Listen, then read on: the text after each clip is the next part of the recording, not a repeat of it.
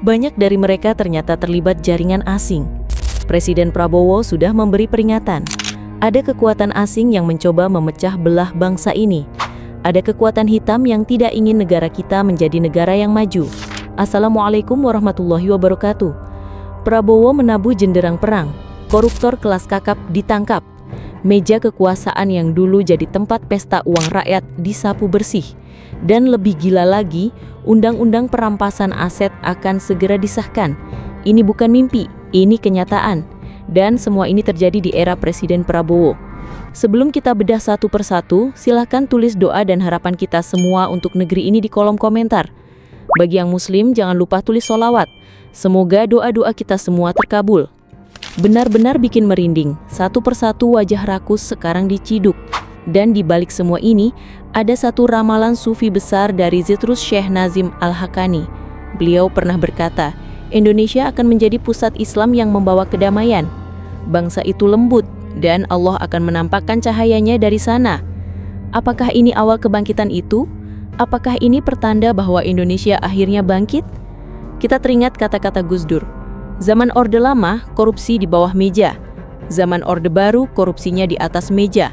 Dan di zaman reformasi, mejanya sekalian yang dikorupsi. Rakyat marah, bukan marah biasa. Ini marah yang mendalam yang tumbuh dari luka bertahun-tahun. Dan selama ini kita hanya bisa diam. Ingat ucapan sakti Gus Dur. Orang yang paling ikhlas kepada rakyat Indonesia itu Prabowo. Kalimat ini jadi kenyataan. Di saat banyak pemimpin sibuk pencitraan, Prabowo justru masuk ke jantung masalah bangsa, korupsi. Langkah pertama, sinergi kejaksaan dengan kekuatan TNI. Ini lagi ramai dibahas, ya. TNI sekarang mengamankan kantor kejaksaan di seluruh Indonesia, supaya tidak ada intervensi, supaya hukum benar-benar tajam ke atas.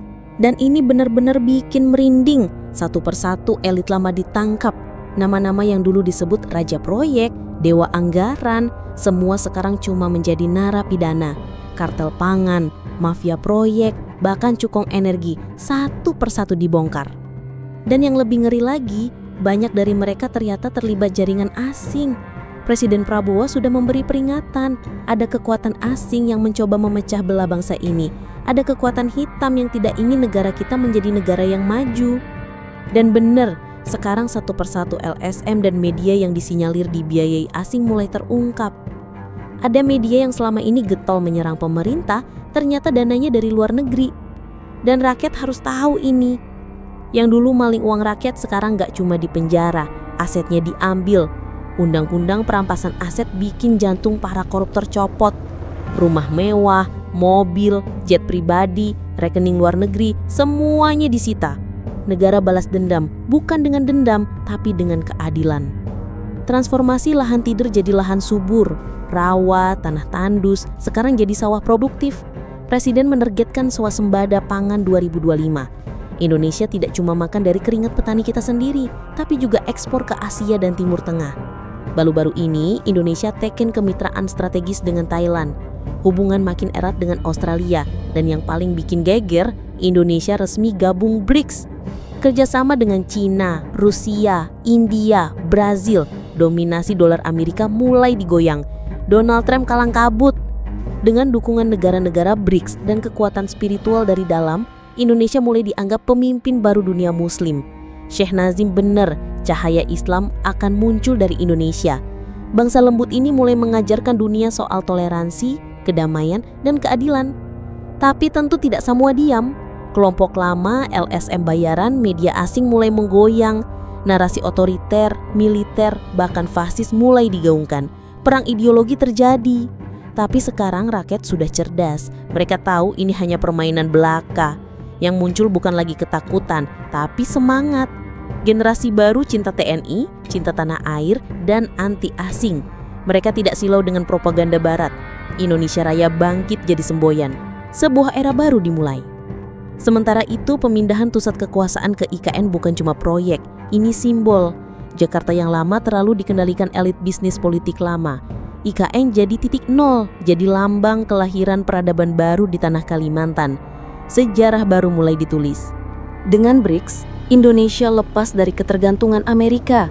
Kita bangun sistem AI sendiri, sistem cloud sendiri, sistem pembayaran digital berbasis rupiah, Petani bisa pakai drone, nelayan bisa pakai satelit.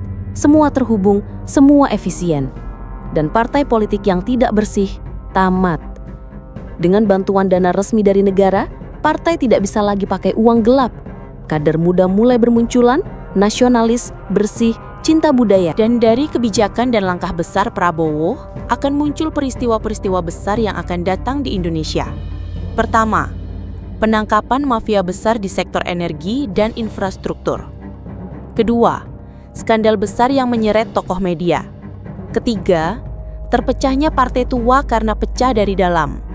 Keempat, munculnya tokoh-tokoh nasionalis muda dari pesantren dan akademi militer. Kelima, Indonesia jadi pusat diplomasi dunia untuk Timur Tengah dan Asia. Keenam, munculnya Partai Rakyat, partainya rakyat dan wong cilik. Partai semua anggota bukan milik segelintir orang, seperti yang pernah dimandatkan Ki Hajar Dewantara. Sebuah partai tak cukup hanya memimpin, tapi harus memberi ruang dan menggugah. Indonesia sudah masuk jalur besar, jalan yang tidak bisa lagi mundur. Langkah besar ini sudah dimulai, tapi masih panjang, dan kita semua adalah bagian dari sejarah ini. Mau kita sebagai penonton atau ikut bangkit. Bangkitnya Indonesia bukan karena satu orang, tapi karena doa para ulama, keringat para petani, dan air mata rakyat kecil yang selama ini dizolimi. Ramalan Syekh Nazim benar-benar menjadi kenyataan. Indonesia bukan cuma negara besar, Indonesia adalah negeri cahaya. Dan kini, cahaya itu mulai menyala terang benderang. Di bawah langit Nusantara yang luas, sebuah cerita baru sedang ditulis. Cahaya harapan yang lama redup di tengah luka dan pengkhianatan, kini mulai memancar, menyapa setiap sudut negeri dari Sabang hingga Merauke. Indonesia, tanah air yang lembut namun penuh semangat, sedang bangkit dari tidur panjangnya. Di era Presiden Prabowo, genderang perubahan telah ditabuh. Langkah tegas melawan korupsi, mafia proyek, dan kartel pangan telah menghentak bumi, mengguncang mereka yang selama ini berpesta di atas penderitaan rakyat. Meja kekuasaan yang dulu menjadi sarang korupsi, kini disapu bersih, digantikan dengan semangat keadilan yang tak kenal kompromi. Undang-undang perampasan aset yang segera disahkan menjadi pedang hukum yang membuat jantungan para perampas harta rakyat berdegup kencang, sementara aset-aset curian itu kembali ke pangkuan negara. Namun, kebangkitan ini bukan hanya soal hukum atau kebijakan. Ini adalah kisah tentang jiwa bangsa yang mulai menemukan kembali cahayanya. Lahan tidur yang dulu terbengkalai kini berubah menjadi sawah hijau yang menjanjikan swasembada pangan. Ibu Kota Nusantara, IKN, di Kalimantan bukan sekadar proyek megah, melainkan simbol kelahiran peradaban baru. Titik nol yang menandakan perpisahan dengan masa lalu yang dikuasai elit bisnis dan politik lama.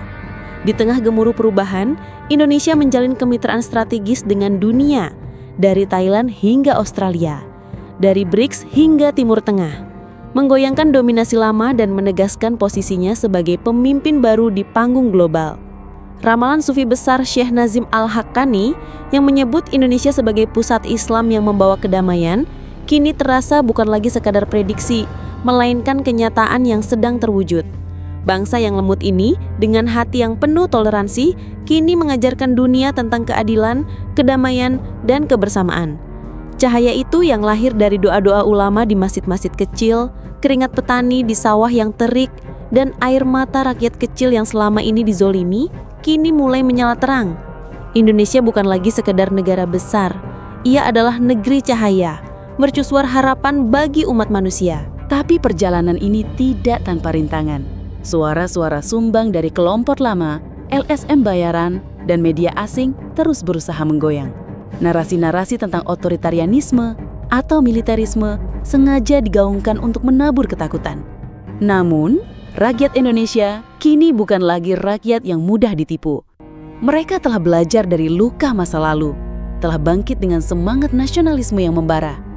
Generasi muda yang mencintai TNI dan tanah air tak lagi silau dengan propaganda barat. Mereka menjawab dengan tindakan, dengan cinta pada budaya, dan dengan keberanian untuk mempertahankan kedaulatan negeri ini. Indonesia Raya bukan lagi sekedar lagu. Ia adalah semboyan yang menggema di hati setiap anak bangsa. Di tengah transformasi ini, teknologi menjadi pilar baru. Sistem AI buatan anak negeri, cloud berbasis lokal, dan pembayaran digital berdenominasi rupiah menghubungkan petani dengan drone, nelayan dengan satelit, dan rakyat dengan efisiensi. Partai politik yang dulu bergantung pada uang gelap kini harus berbenah, memberi ruang bagi kader-kader muda yang nasionalis, bersih, dan cinta budaya. Dan di Cakrawala, peristiwa-peristiwa besar menanti. Penangkapan mafia energi dan infrastruktur, skandal media yang terbongkar, pecahnya partai tua, munculnya tokoh nasionalis dari pesantren dan akademi militer, hingga lahirnya Partai Rakyat Sejati. Partai yang bukan milik segelintir elit, tetapi milik wong cilik, seperti yang pernah diimpikan Ki Hajar Dewantara. Indonesia telah memasuki jalur besar, jalan yang tak bisa lagi mundur. Langkah ini bukan hanya milik satu orang, tetapi milik kita semua. Rakyat yang memilih untuk bangkit, yang menolak menjadi penonton di panggung sejarah bangsanya sendiri. Doa para ulama, keringat petani, dan air mata rakyat kecil telah menjadi bahan bakar kebangkitan ini. Ramalan Syekh Nazim bukan lagi mimpi, ia adalah kenyataan yang kita saksikan bersama. Indonesia bukan hanya negara besar, ia adalah negeri cahaya. Dan kini, cahaya itu menyala terang benderang, menerangi dunia dari bumi Nusantara. Mari kita jaga nyala itu, bersama hingga akhir zaman.